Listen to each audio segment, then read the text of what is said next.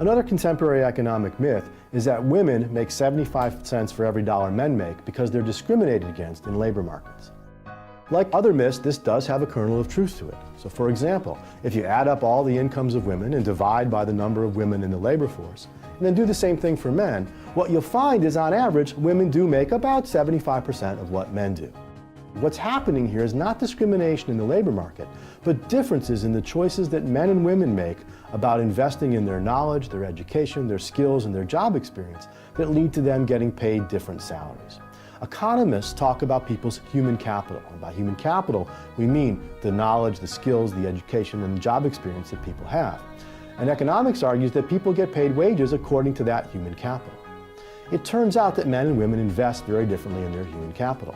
And we can see that in 4 different ways. First of all, educational choices. Men, for example, tend to go into fields like engineering. Women tend to go into social sciences, into psychology, into nursing. And so where men are making higher salaries as engineers or perhaps in the business world, women tend to end up in jobs for which their salaries are somewhat lower. So even though they may have the same years of schooling, the different choices they've made about their majors lead to them working in different areas and getting paid differently. Secondly, men and women have different expectations about work.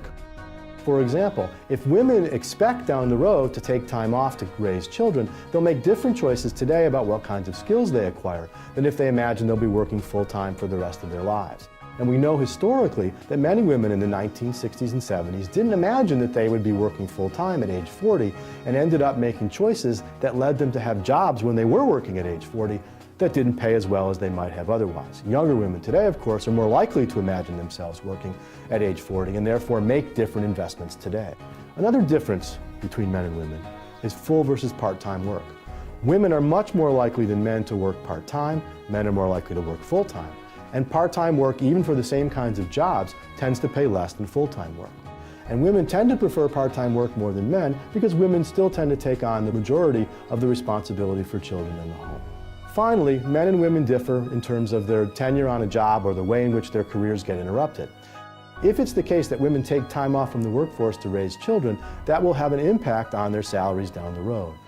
So when we put these 4 things together, what we get is that the difference between men and women's pay is not a result of labor market discrimination, but of the choices that men and women make before they enter the labor market or even when they're in the labor market about the kinds of jobs they want to have and the way they want to balance family and work. Studies that have tried to control for all these factors have shown that if you take a man and a woman, same experience, same education, same job, and compare their salaries, what you find is that women make about 98% of what men do. So that gender wage gap pretty much disappears.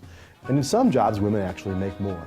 Now, it might well be the case that women are being discriminated against or that sexism is a problem in the choices that women make. For example, girls are guided away from math classes and guided into other kinds of classes. It's also certainly the case that our expectations about women's roles versus caring for children in the household and men's roles about caring for children in the household are very different. And if we think those are poor choices, if we want to see women's pay more equal to men, what we need to do is convince more women to go into areas such as the sciences and mathematics and engineering, and we need to convince men to take more responsibility for children in the house. When those begin to even out, we'll see wages begin to even out as well. But in the meantime, whatever choices men and women make, the wages they're paid in the market will reflect the productivity associated with those choices and are not the result of discrimination.